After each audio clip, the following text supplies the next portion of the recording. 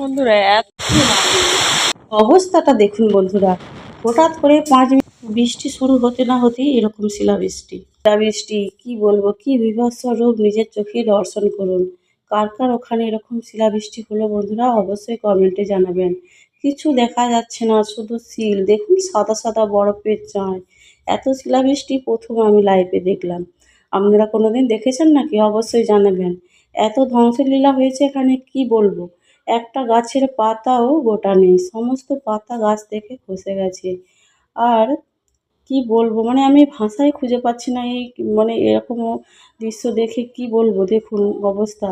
রাস্তার ওপর পুরো সবুজ আর সবুজ, যত গাছের পাতা ছিল সব রাস্তার ওপর খসে গেছে। দেখুন আমাদের ফুল গাছগুলোর অবস্থা, দেখুন শিল, কত শিল হয়েছে পুরো। আর দেখুন এই যে ওদের বাড়ির কাঁচগুলো সব এরকম ভেঙে ভেঙে গুঁড়ো করে দিয়েছে।